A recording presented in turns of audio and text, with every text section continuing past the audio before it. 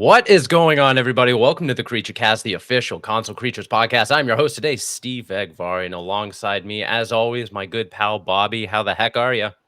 We are back, baby. I'm doing good. We're so back.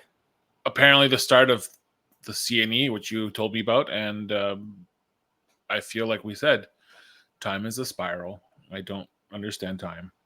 No one does. We're on the cutting edge of the summer months. We're getting right into the swing of the fall busy period, but I am so glad to be behind the mic once again with you.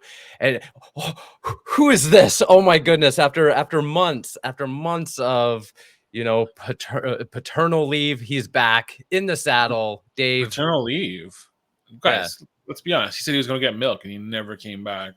He went to go get the smokes. I've literally been doing that every day for the last 2 months. Yeah, it's true, actually. Going to get milk and never coming back. Just and never coming one back. Day, yeah. And just going to one room to another with that milk. There you go. He's back. How are you? Welcome back. I'm good, guys. I'm good. It's been tough to kind of find the right time to come back, and I'm not going to promise that I'll be here every single week. So, listeners, that's good for you, but bad for me. But it's been good. It's been a crazy couple of months in a good way. I'm exhausted, and that's okay. But I have been able to play games, so we'll talk about that. But absolutely, yeah, for multiple reasons. But it's been good, honestly. We're new parents, and that. What comes with the territory comes with the territory. It's trying to figure them out every single day. They're doing something different, acting different, sleeping different, eating different, pooping different. It's all just part of it. And eventually the routine comes in, but he's still a little bit too young so far to kind of be in a set routine. So I get my gaming in whenever I can, and we get our family time in whenever we can, all that kind of stuff. So thankfully, what has kept me partially sane, or at least one of the things that's kept me sane, is being able to pick up a Steam Deck. So that's kind of kept me going as far as the gaming stuff goes. So he's been experiencing games with me. How about that?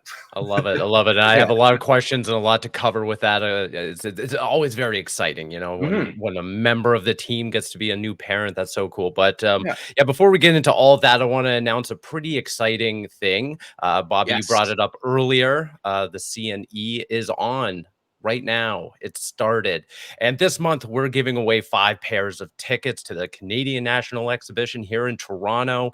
We're also giving away an MSI Prestige 16 laptop EVO edition powered by the Intel Core Ultra. We're also having a grand prize of an Intel Core i9 14900K CPU.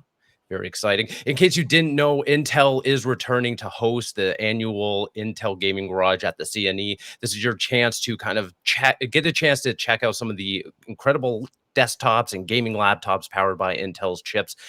And we want you to get a chance to see it yourself. By winning, you and a friend or a family member can spend the day at the CNE, cruise through the Intel Gaming Garage, and maybe even grab a deep fried Oreo on your way out.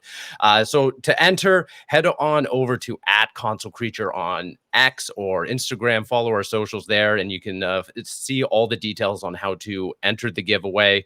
We'll be giving away those tickets, and then the laptop, and then the CPU as well. For those not in the GTA, we want to give you guys a chance to walk away with something yourself. So definitely head on over there. A big thanks to Intel for providing these prizes. We'll be at the Intel Gaming Garage, so be sure to check out our coverage of the event in the coming episodes. Very exciting. This is a big thing. Pretty epic stuff there. That is a hell of a giveaway. Hell of a contest. That is wild, man. Especially that CPU. That CPU. Ooh, baby. That's basically all you need, and the rest is like it's golden. Like if you have that CPU, you're good for a while. It's nice. That's a nice. Yeah. But we'll have more on that in the coming weeks. But Dave, I want to go back to you because you're getting back into the fold of gaming now that your son is born, and unfortunately he's still too early to be in the trenches of getting achievements, getting trophies. We can't put him to work just yet. We can't even get him on the show in front of a microphone. So right now, you know, he's still adopting, you know, he's still, you know, getting these new flavors of gaming. But I want to know how are you getting back into it? How are you acclimating back into gaming? Like, how are you catching up? What are you catching up with? Yeah, so I surprisingly, I have played a lot.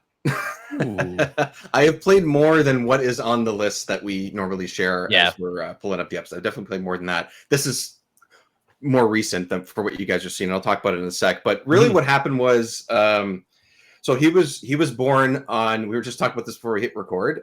Everett Petrangelo was born on June 15th in the middle of the night. Arrived promptly at 3 a.m.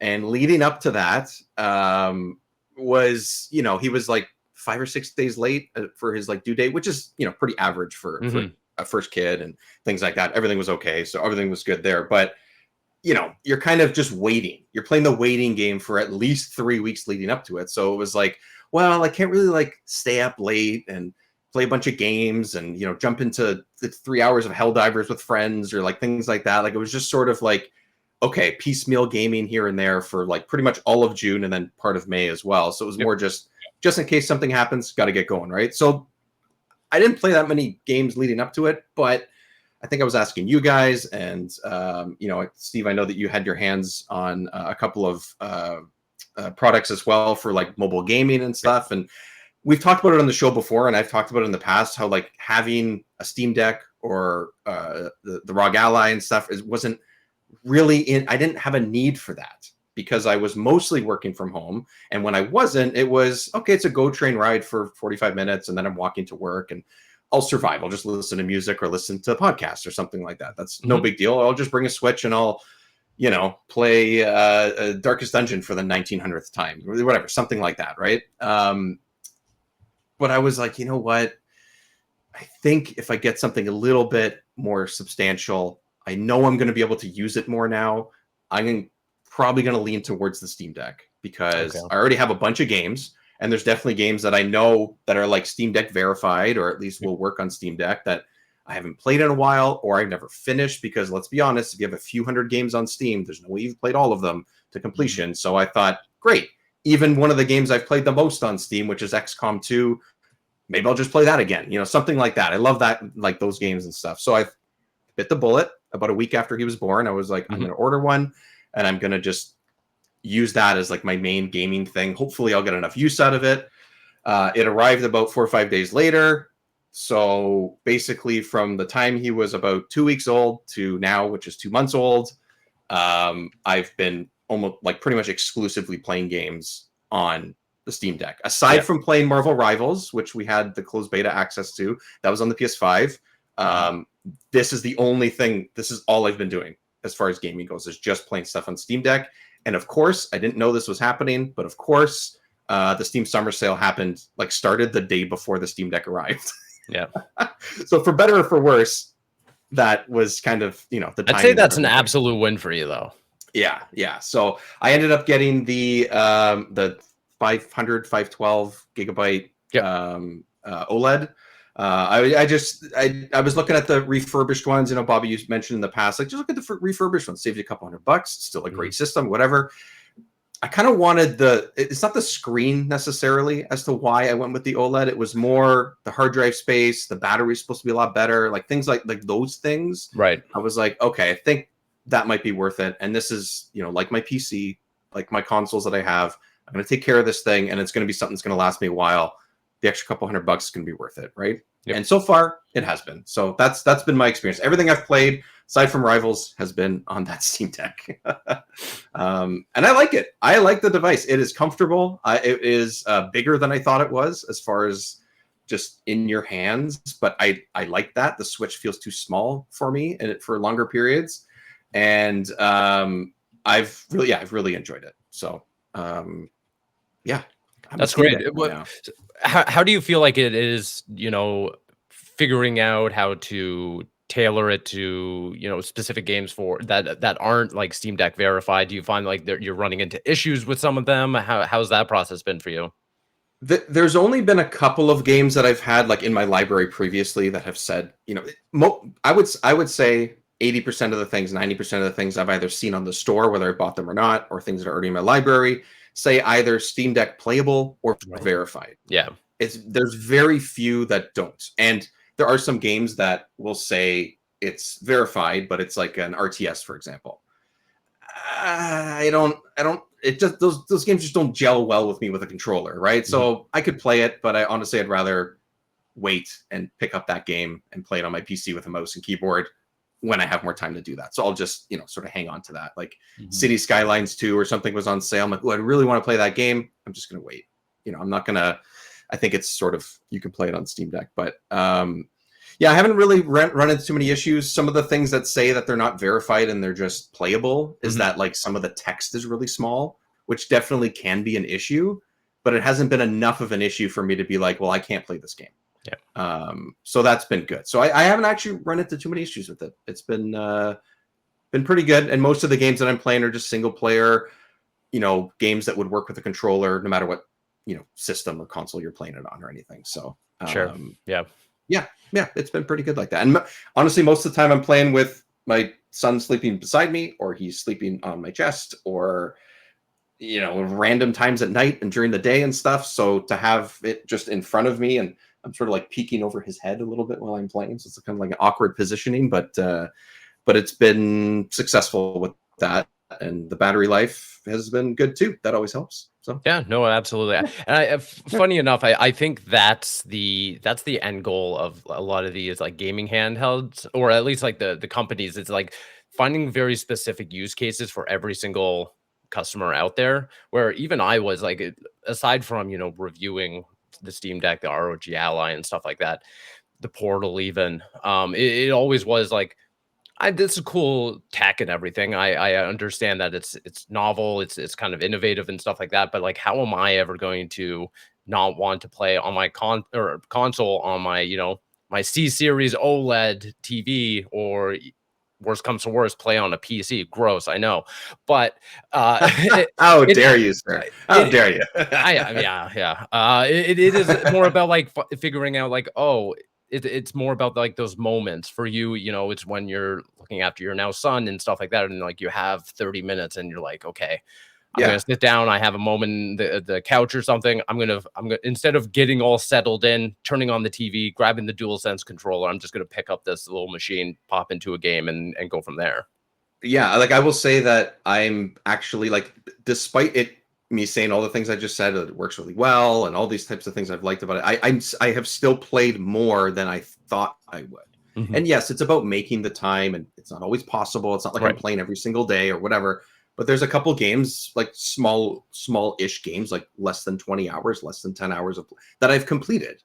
And I didn't think I would be able to finish any game for years at this point. And here we are. And it's worked out, and it's just sort of trying to find that time and that use case, like you said, because before I didn't really have that use case. Now I do. And I'm happy that I took the plunge to make that happen. And it's been good. And now I have a reason for it. Maybe eventually I'm not going to be on the road as much. Maybe eventually I don't have to have, it in my hand and I can sit at my PC. But for now, and for the last 2 months, and probably for the next couple of years, this will probably be at least half of my gaming will probably happen on this thing. And yeah, just so far so good. So I mean, that's not a bad, piece of hardware to have, honestly. Like it's because it's so open-ended. It's like, oh, it can access Steam, it can access all these additional platforms and stuff like that. It's like, well, why not? You can do like emulation and stuff. It's like, yep, you'd be already on that road. Yeah, already on that road. Yeah, exactly. One of the first things I did. Yeah. Oh, well, talk to me about some of the games that you played throughout the last couple months.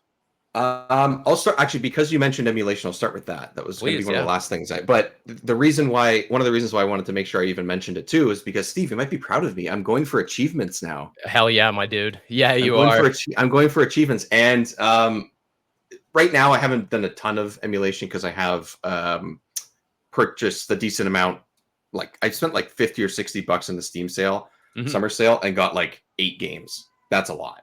I was just like, screw it. I'm just going to get these games I haven't played and I really wanted to. And it's been great. But Retro Achievements is a website that you can connect to, like RetroArch, for example, like retro emulators and stuff like that. And it seems like people submit these and create these achievements on these retro games, and you can link your account to them. And it basically is like achievements on Xbox and PlayStation. That's basically what it is. So I know emulation is a whole discussion. I will say that the games that I'm specifically playing right now on emulation, I do actually own.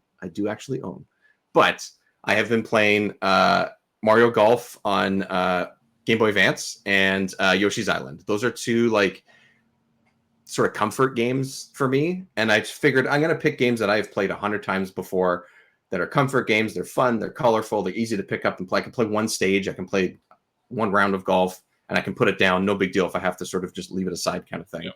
And I win a tournament in Mario Golf. Boom, a little achievement pops up in the corner. And I go to my account and it's got a little score to it and everything. Oh, I got 100. I got 100 score on the Yoshi's Island level. Oh, I got a little, 10 points of retro achievements and stuff. So, and it has pick a retro console, pick the Commodore, Atari, but anything that has an emulator, you can attach it to your account. And it takes a little bit of sort of tweaking where you basically have to use a specific emulator that the website will be able to read. They don't provide it, obviously, for obvious reasons, or the ROMs for obvious reasons and all that. But you have an account. You log in with that account on whatever device you're playing it on. And as long as you're connected to a network while you're playing it, it will pop up just like an achievement. It's not like it pops up on your PC and you say, oh, hey, when I played Yoshi's Island 3 days ago, oh, look, I got 3 achievements. I didn't even know. Right. No, it actually pops up on my Steam Deck. That's crazy that they can do that. Yep. Yeah, it's awesome. And I haven't dug too deep into it. I just heard about it from other podcasts and I've read about it and stuff. And I thought I'm going to spend the extra, 20 minutes or something when I get a chance to kind of hook it up. Yeah. And then I'll try it out. And it works great. I boot up one of the games and it says you're connected to Retro Achievements Mario Golf Advanced Tour. Cool. And then I complete a round and I might get the score that I need to get the achievement. And it just gives me an extra little something, I'll go through. It's great. That's exactly what I've been waiting for Nintendo. And I know that they're just not going to ever do that for me. Yes. And the thing is that I know as soon as something like that ever officially comes out, like if Nintendo was ever like, hey, we're going to do an achievement system and do our backlog in any meaningful way, it'd be so over for me that I'm almost like terrified of that concept of like what you're saying, going back to like Mario Golf or Ocarina of Time and just having a brand new incentive to replay every beloved Nintendo game. It's a dangerous thing, but I think that's super cool that the community was like, yeah, we'll just do it. Yeah, so if I pull it up, the last time I played one of the games was 4 days ago, it says, Mario Golf Advanced Tour.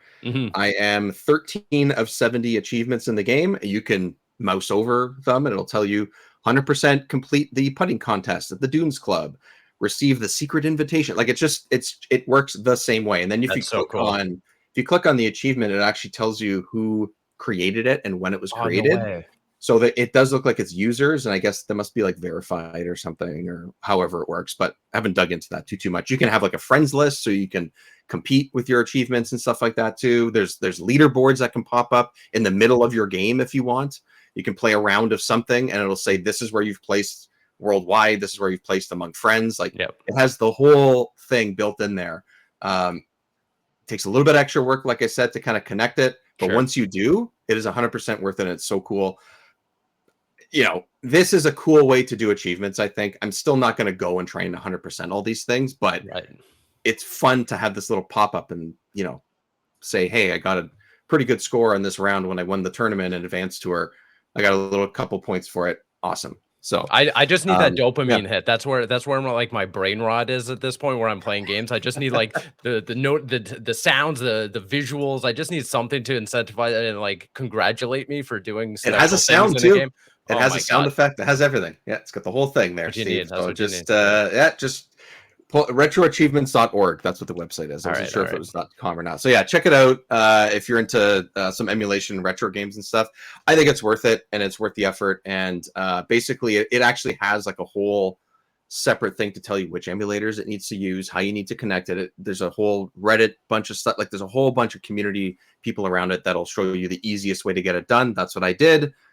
Took me maybe half an hour, 40 minutes in total over the course of a day to sort of get it all hooked up. And since then, it's been flawless. So, yeah, it's a lot of fun. Yeah. That's really cool. Yeah. What else you got on your docket here? I see that we have both been playing the same game. We have. I didn't realize. I had no idea that this was also out for Xbox. Again, I've missed some of the news in the last couple of months. I knew it was coming out, but I didn't realize it just came out for Xbox. It's Kana, Bridge of Spirits. I think that is it. Kana. I think that's how they say it in the game, right? I've been playing it for a while now. I should know that. Yeah, this is my first time playing it, but Steve, I've been yapping for a little bit. What have you played this before? I think you said you're replaying it. Is that what you said? So I played it when it first came out on PlayStation 5 in 2021. It was was it a launch title or just after launch or something? It was just after launch. It was kind of like a year or so after it came out, and it was one of those games where it's like, oh my goodness, games can look this good, because it is. For people that don't know, it is developed and published by Ember Lab, who had a full background in animation, and then they just decided, hey, why don't we take these skills and everything and then adapt it into a full-fledged game? And people will obviously, when you look at it, it looks like a Pixar game. A Pixar movie. It's exactly what it is. Game. Yeah, I constantly look at like the models and stuff like that and go, oh, this needs to be like a kids TV show. Yeah, you know, for example, like a family TV show in some ways. It's such a great proof of concept of like what the PlayStation 5 generation or this current generation now can be, just in terms of its like visuals, its scope and everything like that. But yeah, the game is just a kind of a straightforward action adventure game that's got a lot of like 3D platforming, puzzle solving things. And people may or may not remember, there's one of the best things in it, in my opinion, are the little rot creatures. They're these adorable black blob creature things that you can just like collect, save, and everything, and then they they interact with you in adorable little ways, and it's just a really cool. You can put hats on them, Steve. You can put hats on them. Yeah. I got the cat hat. I know you want that cat hat. I honestly, I got almost to the end of it on PlayStation 5, and then I kind of I dropped off for one reason or the other. It's not out of interest or my appreciation for the game. I really liked it for what it was. I got sidetracked. So when I knew that it was coming to Xbox, it was kind of this whole, well, it's a fresh way to jump into it, because I don't like jumping back into games after years and years and try to like relearn and everything. So I was like, cool. Especially if you're that far into it too. Right. Exactly. So I was like, brand new platform, fresh start. I can go for the achievements now and just feel like I'm progressively catching up to where I was before. And yeah, I'm still early on in my replay, but it runs just as well, if not, the same as it does on PlayStation 5. I'm really seeing no difference in like the loading times, the fidelity, everything kind of seems the same. I'm just, again, now 3 years removed since that original launch. I'm like, holy hell, this is still one of the prettiest games this generation. It looks gorgeous, plays wonderfully. Of course, the only thing that you do forego from the PlayStation 5 version now is like you don't have the haptic feedback or like the adaptive triggers when you're using Kina's bow and stuff like that. But otherwise, it's a pretty one-to-one port, and I'm really happy with it. Yeah, so I've been playing this, like I said, pretty much everything's been on Steam Deck. So I've been playing this on Steam Deck, and it runs totally fine. Like I have had zero issues. There's no, I mean, I know the Steam Deck is kind of, built in this way so that things don't just crash on you or whatever, which actually I've had zero issues with anything like that. Everything loads, nothing crashes. I've had zero, like every single game. I think I do realize that this game is beautiful, but it is a smaller screen that I'm playing it on. I think if I put this on a TV, it would blow my mind even more. But I agree, it is a gorgeous game. It is really interesting. I do think that it is somewhat straightforward. I agree. Like you've done stuff like this before, and I do think that that's okay. But I like the main characters. I think the story is interesting. The world is really unique. Like when you find something really unique, as story-wise and setting and protagonist and the little rock creatures, like you said, like all these little things that add up to something that you haven't actually seen before, even if you've played aspects of it that are similar.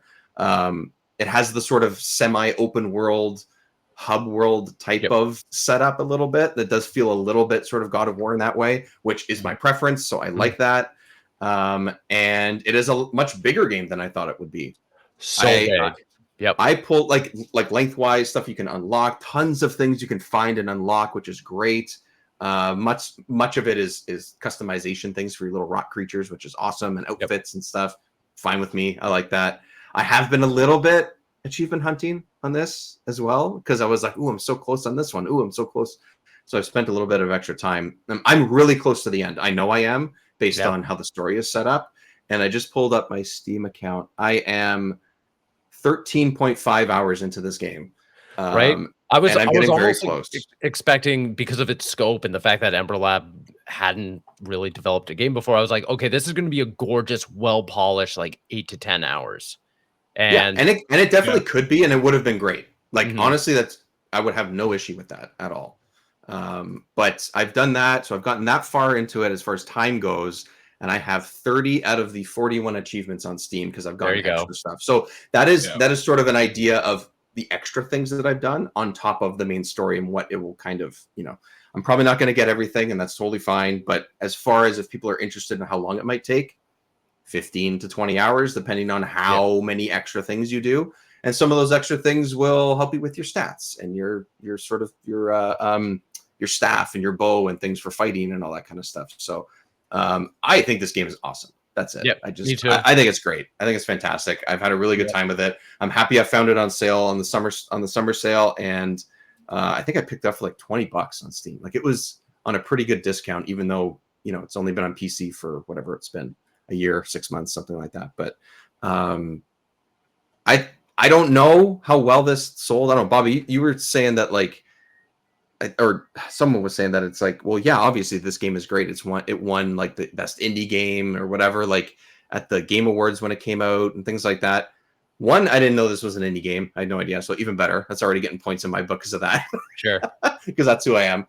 But two, like I don't know. Do you know, like did this game do well when it released? Like it became profitable 1 month well after launch.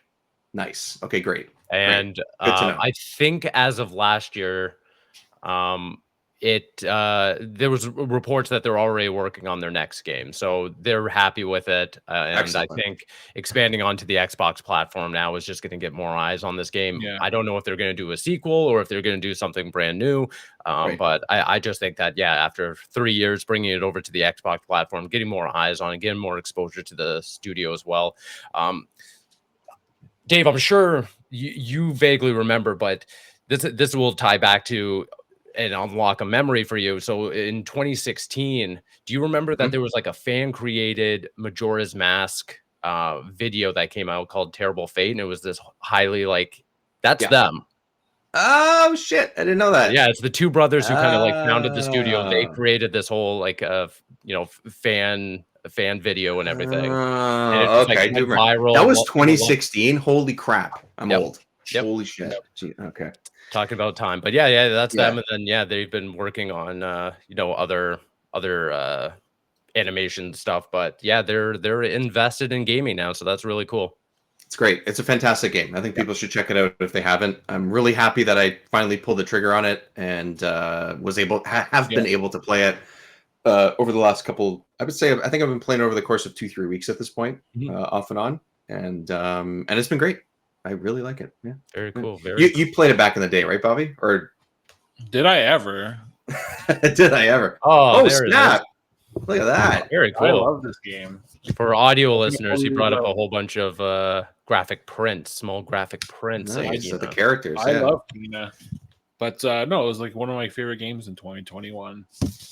And that's awesome. No, it was amazing. I honestly think it was a pretty good first impression from Ember Lab. Very good, I would say. Yeah. But no, my favorite thing about this game was just it was just a great just like it was a confined tale. Like it wasn't anything, there was an opening, a middle, and end. Powers were cool. The little, whatever these things are, the little spirits. The Rots. Yeah, the Rots. The Rots. Bit of a strange name. I don't really. It is. Like it feels like I don't know.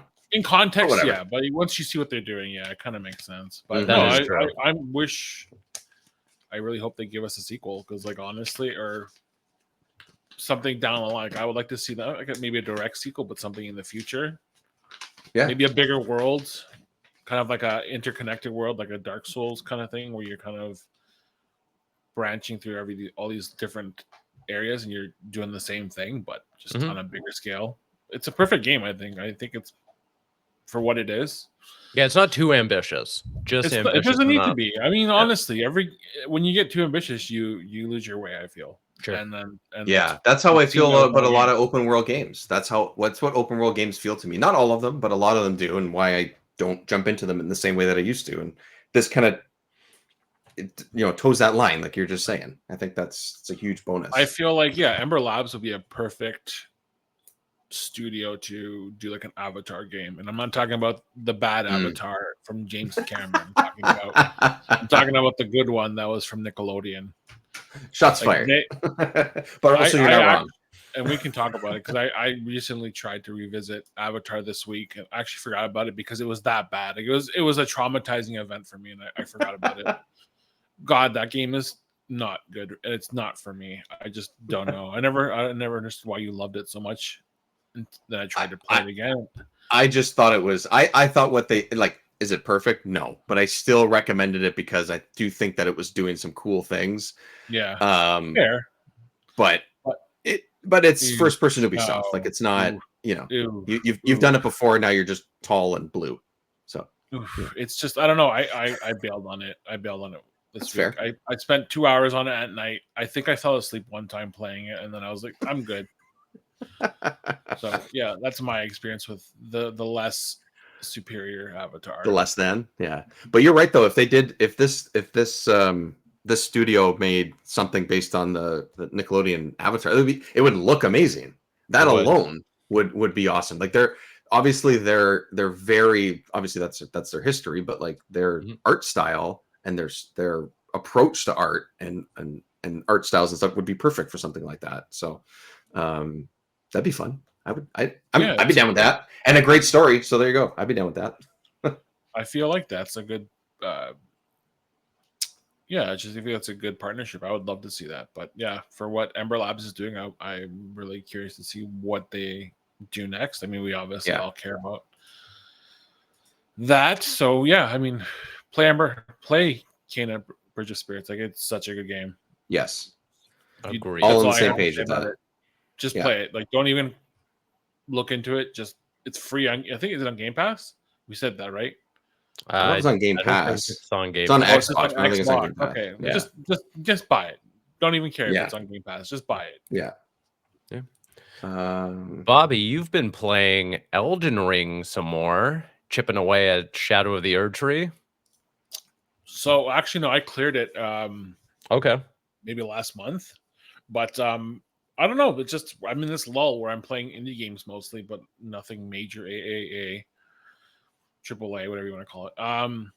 And no, I've just been trying to do new builds. Like there's this subreddit on Reddit, obviously called Elden Ring Builds, and people just kind of like throw out suggestions of what you can do to play the game differently. So I've been doing a couple of mage builds with focus on sorcery and incantations, and it's been destroying me. Honestly, I don't know why I thought being a mage, because I did it during the review cycle. I actually did it. It worked well in the base game. Being a mage or sorcerer is amazing. Like you are basically untouchable if you put your points in the right categories. But you obviously, Steve, you know that this DLC is torture porn because it basically I feel like everything I do, like I'm just being destroyed by. Playing as a mage and going to Mesmer, I've been stuck there for like 3 days now, and that'd be a nuts. But the thing is, though, that's crazy. I beat Mesmer on my third attempt with my main samurai character. Like I just no issues, destroyed him. I obviously used the mimic because if you don't use, you have to.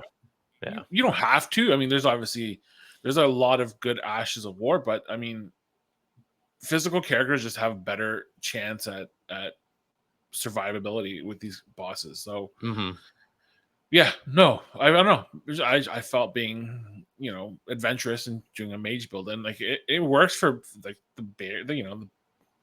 everything outside of bosses. But once you get to a boss, it's like, oh god, how do I do this? Because like, you know, you're either in this situation to win it or you're done, and you basically have two options. You can summon someone to help you just defeat the boss, or you can, you know, come back to it. And I've been trying to come back to it as a mage, and I'm chipping away at it. I mean, obviously, it's going to take a lot of time just to unlearn all my habits as a samurai character. So that's been a challenge. But that is the thing when you adopt like a brand new build, like one that's not even like rescaling your build and stuff like that. But when you're going for like a brand new move set and incantations and going from like you know, weapons based to spell based, it's like relearning the entire game over again. And that's exactly what it is, and that's what I've been doing. And unfortunately, it's a lot harder than I remember, because like I said, the mage build in the base game pretty good, has no issues. But this DLC has rocked me to my core. I haven't played anything as difficult as this game ever. I think I feel maybe back to the NES era where there's games like that were that challenging. So I mean, I don't know. I'm having a great time. Unforgiving kind of thing. It's unforgiving because, like, for example, Mesmer. As soon as you enter the stage, like he from across the arena, he jumps at you and basically one shots you. And I know, Steve, you had issues with him because once he starts getting down his health, you know what happens. He starts unleashing these attacks where you think you're out of range, but this firewall flies at you, and you're like, well, I thought I cleared it, but no, clearly his range is insane. Honestly, though, that is one of my favorite fights of Elden Ring, period. It's one of the coolest from a lore perspective. It's fucking awesome, and the whole cutscene's amazing. And yeah, all of it is so cool. But then you have the fight before that. Like, I struggle. My two biggest struggles so far is the golden hippopotamus, because you fight this thing and it's obviously sorry. It tried. That's what I said, and then it fucked me up pretty good. Like, honestly, and Hungry Hippos is just a fucking nightmare these days. It's crazy. Like it's fast. So like, it's this massive honking monster that has speed, strength, and golden porcupine quills that fly out and follow you. The fuck?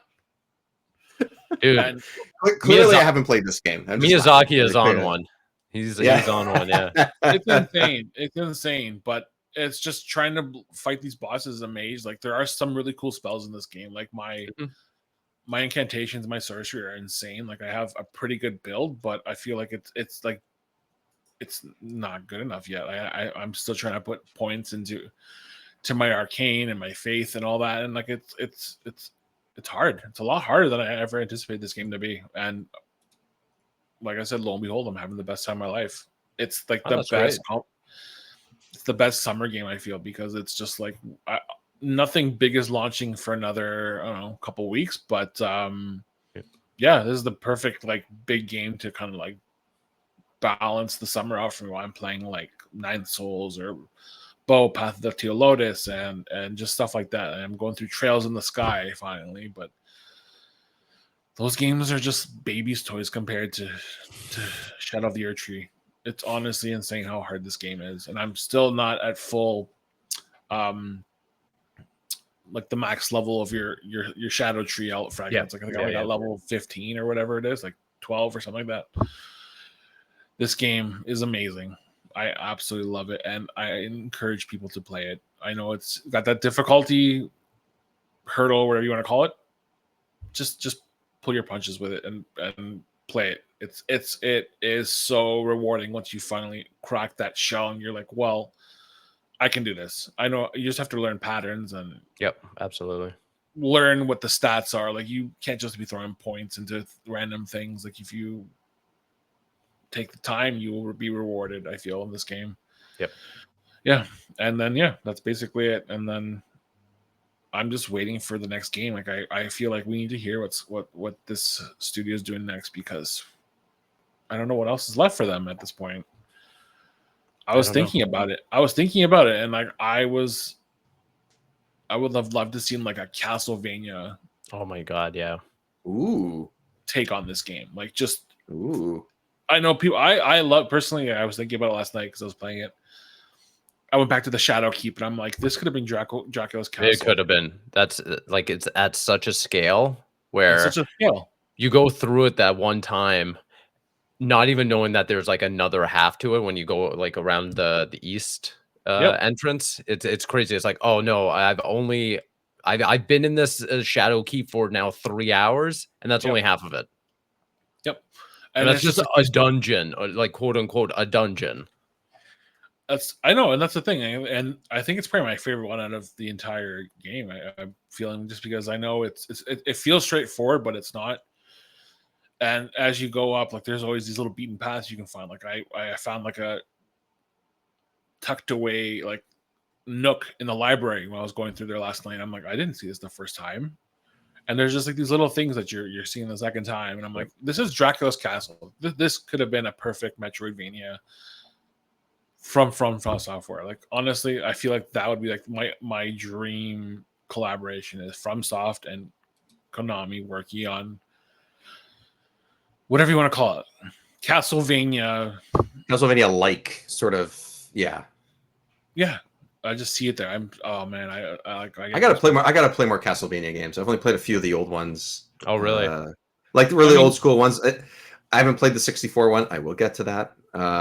But yeah, like a couple of the main classic ones. I think is it on Switch and on PC and stuff? They have like the retro collection or something. I was thinking about they just they released looking that for that. Recently, that interests me because those are my kind of games too. I like them. Just when I was younger, they just didn't click with me, or they just weren't games that I was looking for because they just weren't for whatever reason, right? Same. So Honestly, Castlevania was one series that I adopted like pretty late in my life. Yeah.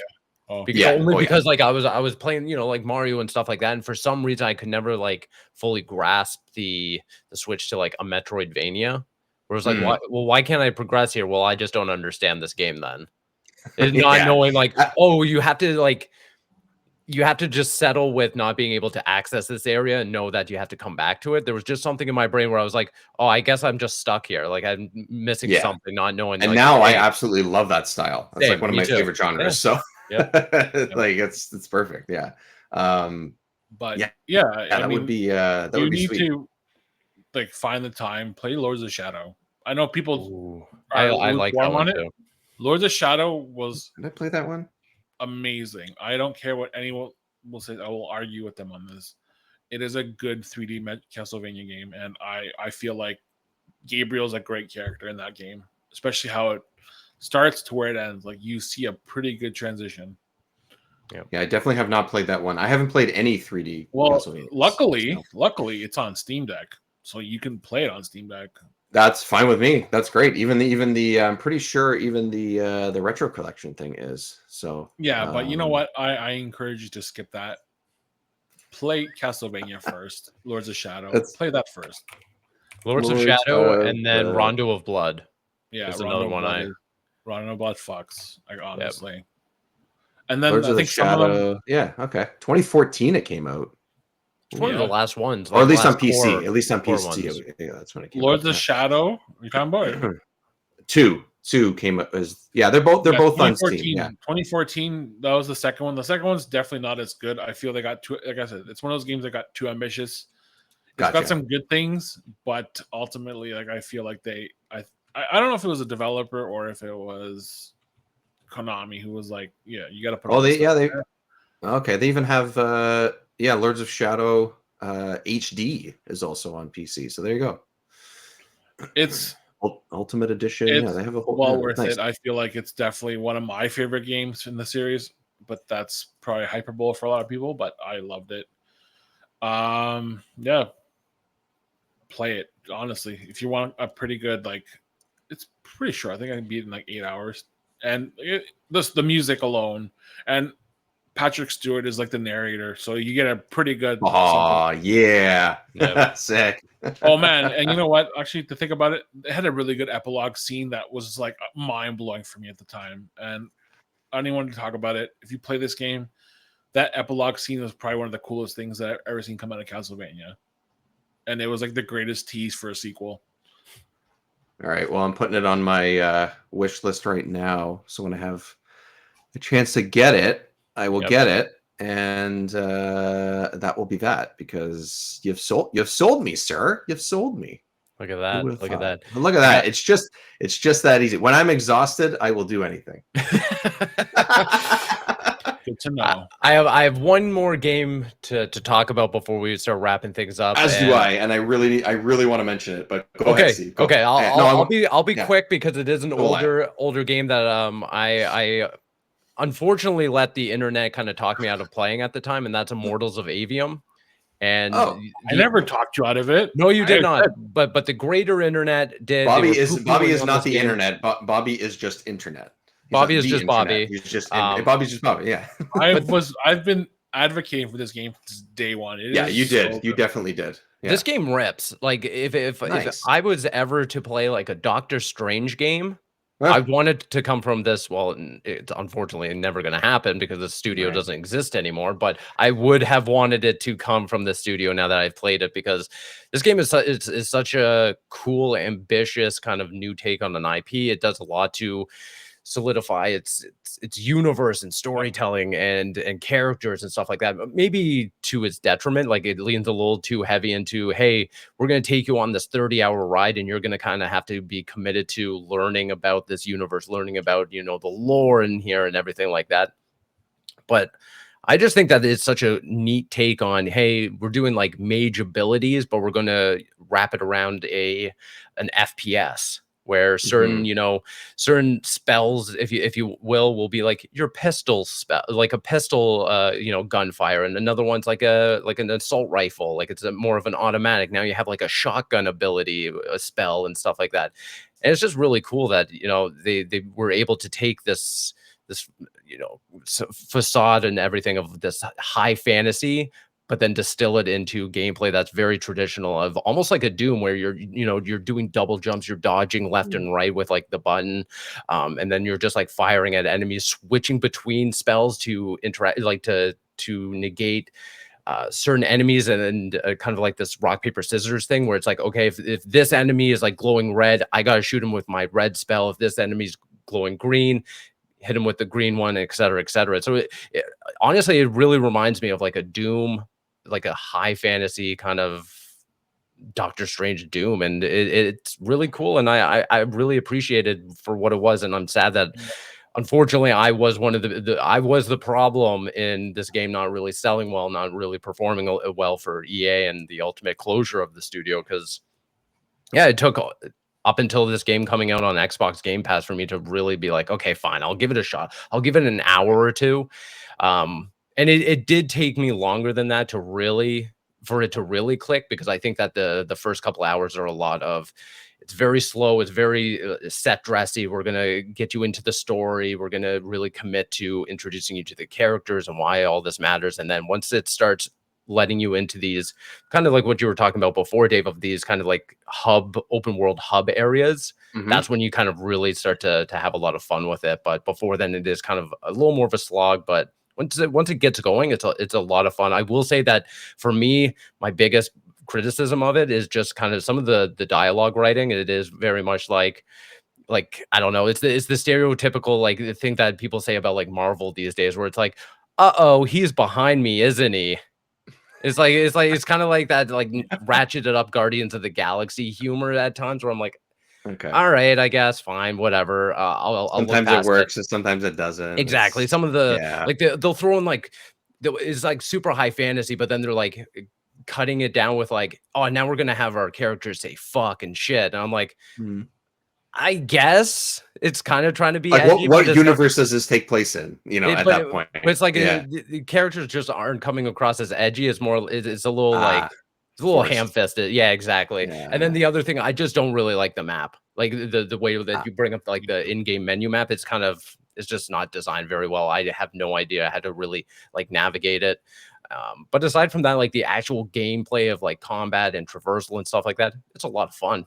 And yeah, now that it's on Xbox Game Pass, I recommend people at least give it a shot, because I think that despite the team not really existing anymore, and it's too late now to kind of, rectify the situation that happened at EA.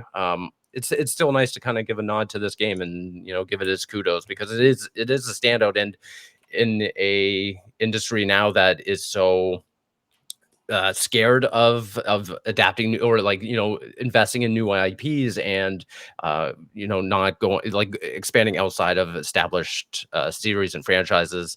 That's something you gotta give a tip of the hat to, is a studio, a brand new studio coming out and be like, here's Immortals of Aveum and we're gonna try to sell you on it. Well, all three games we've mentioned have all been kind of that, right? That's true. Yeah. Elden Ring is that, Kena is that, this is that, that's what all of these are. I mean, Elden Ring maybe is sort of within, a little bit of a different bubble in some ways, but that's what they're all still original ideas and stories. That's what we want in worlds. That's so true. Right? Yep. So, guys, we're just trendsetters. We're just trendsetters. I know. You're welcome, audience. That's all I have to say. Right. Yeah. Dave, what was the last game you wanted to talk about before we get out of here? Yeah, this game I finished up close to a month ago, I would say. Maybe 3 weeks ago. I don't know. Time is, I don't even know what time. I don't even know what day of the week it is sometimes. So anyways, this is one of the first games I played when I got the Steam Deck. I've been eyeing it for a while. I actually bought it just before the Steam sale, I think, happened, or just as it is. So whatever, it doesn't matter. Full price, it's like a $25 game or something. But this, unless something in particular comes along that wows me even more than this is my favorite game this year, for sure. Minishoot Adventures sounds like just some throwaway. I don't think the title's great. It doesn't do it any favors. It's like some throwaway mobile game. Yep. That's what it sounds like. It is 100% not that. It is a twin stick shooting Zelda game, 2D Zelda. That's what this is. There's dungeons, there's Metroidvania type elements where you can't get to that yet because you don't have the ability or enough of this or enough of that. There's upgrades, there's I can't remember, not charms, that's what Kena has, but sort of passive things that you find that will help you with upgrades and things like that as you go. It is in a cartoony world that looks like it's right out of a Saturday morning cartoon type of animation style. It's really, really smooth. You have a boost, you have a dodge, you have a special attack, you have all these things that you sort of acquire as you go along, just like you would with any kind of Legend of Zelda game. It's like in a 2D form where it's top-down view and everything. I just could not stop playing this game. It was the only thing I wanted to play when I started. It was just this. And I had, at that point, 5 games that I bought off the Steam sale that I could have easily just played instead. And it was this all the time for 2 weeks straight. And I could not stop could not stop playing it. I love me a twin stick shooter. Sure. They've always been fun for me. And then just the way that they've sort of framed this in this kind of, style of a Zelda-like and Metroidvania type thing was perfect to me. Everywhere you look, you're going to find something that rewards you with little chests or something similar to Kena. Kena has things like that too. You kind of go off the main path and you're going to find a chest, or you're going to find a rot that feels rewarding. This is in very similar way like that. And this was another one where I was like, oh, I'm so close just going through the story without even thinking about achievements or thinking about things to unlock. I just wanted to find more things, because when I went and realized I can get into that new small dungeon or area of the map that I unlocked or whatever, I knew I was going to get something great out of it. So I just went for it anyways. And I just started accumulating achievements and started accumulating different power-ups and stuff. And it was completely rewarding. It has little things like you can literally respec your character, like your ship, on the fly. If you're in the middle of a boss fight and you hit the pause button and you're like, ooh, I want to take a little bit away from my speed and put it into my power of my ship weapon or whatever, you can do that. And immediately you will notice the difference, right away. Little things like that are a lot of fun. I just think this game's incredible. It's just totally my jam. Looks great, sounds great, plays incredibly well and super tight. And I played it before it was quote unquote Steam Deck verified. It was just playable. And then I think within the last week or two, there was an update. It popped up on my Steam that said, now officially Steam Deck verified kind of thing. I didn't look into the details of that, but I played through the whole thing no problem as is, and it was awesome. So Minishoot Adventures, don't let the name scare you away. I think it's $20 to $30 at the most at full price. It's not about money. I know that, you know, putting a price tag on a game that you enjoy is kind of a weird thing to me, but it is worth every penny and more. Yeah, it is This game's $20 awesome. on Steam. I'm looking at it right now because There you go. yeah, the art style is really beautiful. And yeah, unfortunately that name, because I have heard it before, but I thought it was just like a mini golf game for some whatever reason. Yeah, like golf with friends, like that kind of. Yeah, exactly, Yeah. exactly. Yeah. So it's cool. It's definitely a bullet hell. So that's really Yes, bullet really hell neat. type stuff too. A lot of interesting enemies and bosses, and you know, it's one of those things where it's like, oh, you beat that mini boss a couple hours ago. Now that's a regular enemy in the next dungeon that you get to, like that kind of thing. So there's stuff like that, and you're learning patterns and you're unlocking new parts of dungeons, and you can spend a couple hours in each dungeon, no problem. I 100%ed the story and most of the unlocks, and I'm just doing this because I have it pulled up. That took me just under 13 hours. So again, not a super long game, but also I went for most of the unlocks and extra items and stuff like that were rewarding and worth it. So there's like an ending, and then there's a true ending. I got both, that kind of thing. It was great. It's fantastic. So Minishoot Adventures, check it out, people. I love it. Love that. Love that. Well, Dave, it is so great to have you back on the show. I know that, you know, you're still in parent mode, and so your schedule might differ, but I hope that to see you back on the show more often. And yeah, you've always got a third chair. It's all yours. So, you know, whenever you're available. I haven't sat in this actual physical chair more than 3 times in the last 2 months just to play Rivals. That was about it. So Crazy. it feels good to be literally in this chair. Yeah, absolutely. Yeah, we are going to wrap up this episode, but don't forget we're giving away 5 tickets to the CNE in Toronto alongside an MSI Prestige 16 laptop EVO edition with an Intel Core Ultra and an Intel Core i9 14900K CPU. So head on over to @ConsoleCreature on Xbox and Instagram for more details on how to win. We already covered the socials, but Bobby, where can people keep up with the website, Console Creatures, and everything else on the internet? Sure. Check us out, consolecreatures.com. Pick your social network. We're there. You can find us anywhere. We're everywhere. We're everywhere. Here and everywhere. Here and everywhere. And Dave, how about you? Where can people keep up with your dad adventures? My dad adventures and my gaming and stuff. Dave Petro across all social media as well, and slowly but surely doing a few writing articles and reviews and stuff at Console Creatures when I get the time. But that's where you'll find me. Amazing. And you'll find me across the internet at @svigvari. And we appreciate you all for tuning in, and we'll be back next week with more. But until then, we'll see ya. Bye. Ciao. Bye.